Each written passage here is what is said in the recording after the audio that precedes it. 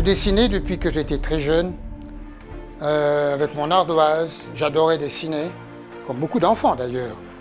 Et j'ai continué à l'école, au lycée.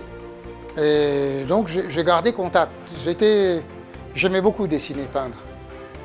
Mais là où ça a dessiné très net pour moi, c'est au moment d'un concours que j'ai pris part à la municipalité de Port-Louis.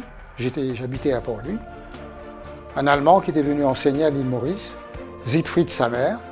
Et donc moi j'ai été retenu parmi ce lot, c'est-à-dire les 40 meilleurs de Port-Louis étaient retenus. Donc j'étais retenu dans les batchs, j'étais même retenu dans les premiers 20. Ce qui fait quand même que j'ai cultivé le dessin. Parce que sur un grand concours comme ça, sur 800 candidats, ce qui n'est pas rien, et sortir comme bon. Alors c'est à partir de là que tout l'artiste avait commencé par prendre le profil chez moi. C'est là où ma profession dessinait en moi-même. Parce que bon, évidemment qu'on fait un métier qu'on aime, peut-être pas très souvent à mon époque, mais là je voyais nettement et clairement que l'art, l'artiste, devenir un artiste, c'était pour moi primordial. C'était là, c'était ma vie, quoi. Donc c'est à partir de là où j'ai pris au sérieux le travail d'un artiste. Sans ce monsieur, je ne sais pas.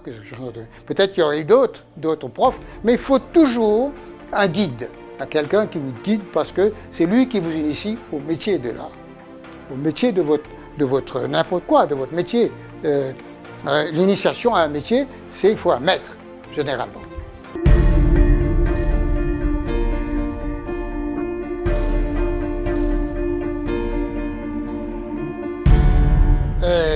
J'ai commencé par la peinture. Enfin, de toute façon, la photographie n'était pas à la portée. Et c'est ce même professeur qui m'a initié à la photographie. Il était lui-même photographe. Et j'ai eu l'occasion d'aller travailler avec lui parce qu'il prenait ses élèves, 2 ou 3 élèves, on allait travailler avec lui. On est entré dans le vif même de la photographie créatrice. C'est-à-dire, un exemple, il nous emmène un soir devant une allée de flamboyants et il avait un flash, à l'époque, pour la première fois qu'on voyait les flashs électroniques, il avait un flash et c'est à nous de flasher sur des arbres, sur des parties qui nous intéressaient. On ne savait pas que le soir on pouvait faire des photos comme ça, évidemment.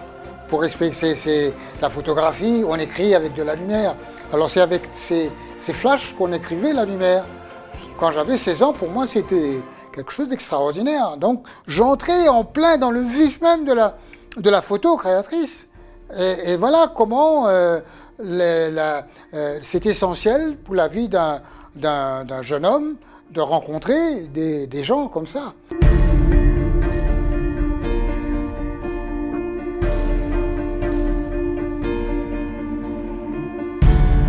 Un artiste, c'est un missionnaire. Il est missionné pour apporter de l'esthétique de ce monde, d'apporter son témoignage, le témoignage d'un humain, d'un être, au bout de sa créativité. Il est là, il découvre, il est antenne, il capte et il diffuse à sa façon. Un tableau, c'est une nouvelle diffusion de ce qu'un artiste pense après avoir traversé autour de ses viscères et tout. Donc c'est la vision intérieure de cet artiste que vous voyez à travers son œuvre, parce qu'il a capté et c'est son être qui rend tout ça. On peut tomber dans la tristesse, on peut tomber dans la joie, mais il nous apportera quelque chose.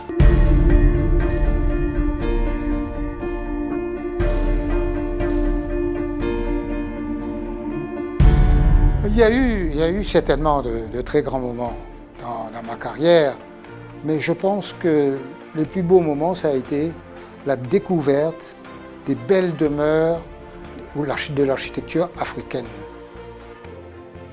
C'est surtout de l'Afrique occidentale. Personne n'aurait cru qu'il existe d'autant de beaux villages, parce qu'on a toujours décrit l'Afrique comme des cahutes, comme des petites maisons de rien, etc. Alors que là, devant ces joyaux, que personne d'ailleurs, ou très peu de photographes qui mettent en exergue ces joyaux. Et là, on découvre tout, comme on dit, la quintessence même de l'Afrique.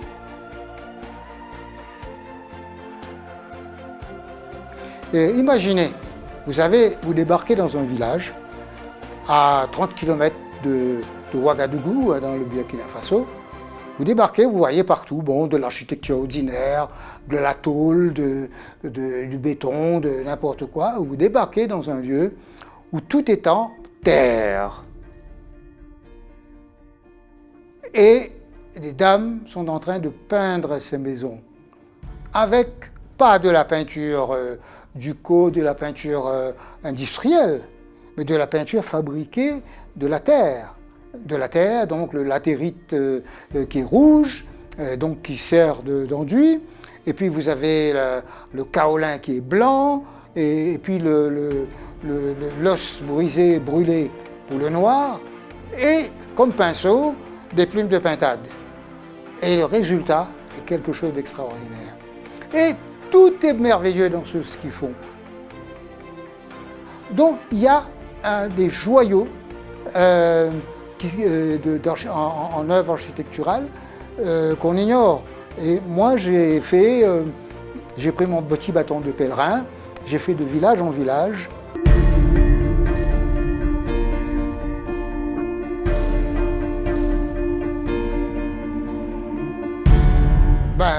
Je pourrais parler des misères de l'argentique à l'époque où je dois partir avec 100 rouleaux de films.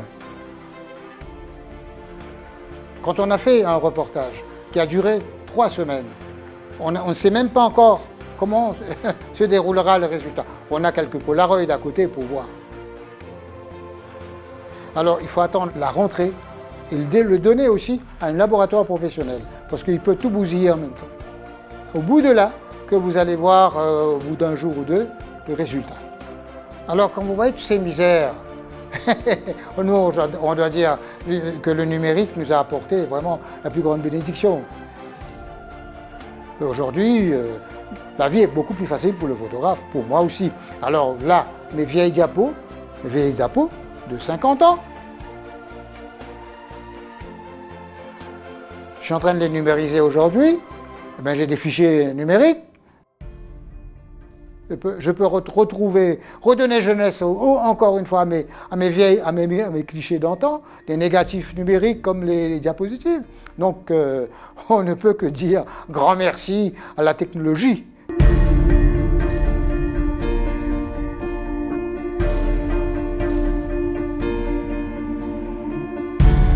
Je dis oui et non. Oui, parce que en étant là-bas, j'ai eu l'occasion de montrer mon travail. Donc, partir, c'est aussi avoir l'occasion d'aller montrer, d'aller rencontrer des acteurs, parce que tout se passe là-bas. Si les publications sur l'Afrique, sur l'Asie, sur tout se passe là-bas. Et donc, quand je suis rentré, quand je suis arrivé en France, j'ai montré mes travaux sur l'océan Indien. C'est les îles de l'océan Indien. Bon, d'abord dans les journaux, dans les magazines, et puis ils ont jugé que c'était à leur niveau, et donc ils ont commencé à me donner du boulot. J'ai commencé à voyager à travers la presse. Et c'est en voyageant que j'ai découvert ces merveilles. En restant à Maurice, je n'aurais jamais pu travailler pour le Nouvel Obs, pour le Paris Match, pour Géo, j'aurais jamais pu avoir cette occasion, etc. Alors donc, oui, je dois dire que si j'étais resté à Maurice, j'aurais pas eu ces grandes occasions. On peut dire non aussi, parce que il se pourrait qu'en restant ici, j'aurais développé un style ou quelque chose, ou alerté, je ne sais comment.